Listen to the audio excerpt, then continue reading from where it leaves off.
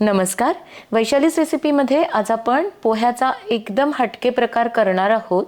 हे पोहे छान मऊसूत तयार होतात आणि खायलाही खूप रुचकर लागतात. चला तर मग लगेच कसे बनवायचे ते पाहूया. काकडीचे पोहे करण्यासाठी मी 1.5 कप पोहे घेतले आहेत. साधारण आपली आमटीची जी वाटी असते त्याने 3 वाटी पोहे आहेत आणि आपण जे कांदे पोह्यासाठी वापरतो तेच पोहे घ्यायचेत. चाळणीवर घालून हे पोहे आता 1 पाण्याने छान धुवून घेऊया आणि नंतर याला असं हाताने खालीवर करून घ्यायचंय.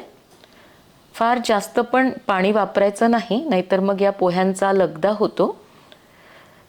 आणि थोड्या वेळ हे पोहे आता असेच बाजूला ठेवूया. तोपर्यंत आपण काकडी किसून घेऊया. तर इथे मी एक मध्यम आकाराची काकडी घेतली आहे आणि याला सालीसहित आपल्याला किसून घ्यायचंय. काकडी आपल्याला फार बारीक करायची नाही, जी किसणीची मोठी बाजू असते त्यानेच किसून घ्यायचंय. आणि काकडीचा कुठलाही पदार्थ करताना काकडी नेहमी थोडीशी खाऊन पाहिजे, कारण बऱ्याच वेळेस ती कडू निघते. तर मी याला आधी कट करून खाऊन बघितलं होतं. आता इथे काकडी किसून झालेली आहे. पोहे पण आपले आता थोडे नरम झाले आहेत, तर एका प्लेटमध्ये काढून घेऊया. थोडेसे हाताने असे सुट्टे करून घ्यायचेत आणि आता यावरच आपल्याला हा काकडीचा कीस घालायचा आहे.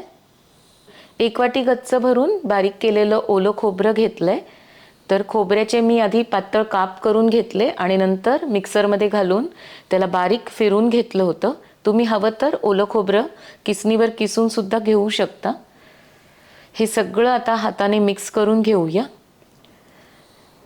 काकडी घातल्यामुळे हे पोहे खायला खूपच ओलसर मस्त मऊसूत लागतात आणि चवसुद्धा थोडीशी वेगळी येते. एकदा अवश्य खाऊन पहा. एकदा केल्यावर मला खात्री आहे तुम्ही नेहमीच बनवाल. सगळं व्यवस्थित एकत्र झालेलं आहे. पोहे पण भिजवल्यामुळे थोडेसे फुगून येतात. आता लगेच फोडणी तयार करून घ्यायची आहे. कढईमध्ये सुरुवातीला तेल घालूया. तर 2 टेबलस्पून मी तेल घातलंय. तेल छान गरम झालं की लगेच अर्धा चमचा मोहरी घालायची आहे. मोहरी छान तडतडायला सुरुवात झाली की 1 चमचाभर जिरे घालूया. 2 चिमूट हिंग घालायचा आहे आणि 3 ते 4 हिरव्या मिरच्या मी अगदी बारीक कट करून घेतल्या आहेत, त्या घालायच्या आहेत. हिरवी मिरचीला बारीक कट करून घेतलं की त्याचा तिखटपणा खमंगपणा पदार्थामध्ये छान उतरतो. 2 टेबलस्पून शेंगदाणे घालायचे आहेत. एखादा मिनिट हे शेंगदाणे परतून घेतले की लगेच एक बारीक चिरलेला कांदा घालूया. तर कांदा घालणं ऐच्छिक आहे, पण थोडासा कांदा घातला की खायला हे आणखी खमंग लागतात. आणि या कांद्याला आपल्याला फार वेळ परतायचं नाही, फक्त अर्धा मिनिटच मी परतून घेतलंय आणि लगेच आता पोहे, काकडी आणि खोबऱ्याचं हे मिश्रण घालायचंय. गॅसची फ्लेम अगदी कमी ठेवायची आणि बुडापासून हे सगळं आता छान एकत्र करून घ्यायचं. फार वेळ पण याला परतायचं नाही.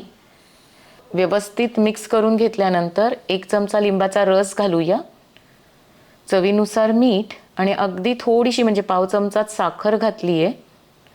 भरपूर कोथिंबीर घालून आता पुन्हा एकदा सगळं मिक्स करायचं आहे. तर अगदी झटपट आपले काकडीचे पोहे तयार आहेत. बनवायला अजिबात वेळ लागत नाही, तर अवश्य बनवून पहा. संध्याकाळच्या वेळेस काही हलकं फुलकं खायचं असेल तर एकदम बेस्ट ऑप्शन आहे. केल्यानंतर रेसिपी कशी वाटली कमेंटमध्ये जरूर कळवा आणि व्हिडिओला लाईक आणि शेअर करायला अजिबात विसरू नका. चॅनलवर नवीन असाल तर सबस्क्राईबही जरूर करा. पुन्हा भेटूयात एका नवीन रेसिपीसोबत. तोपर्यंत मस्त खा आणि मस्त रहा.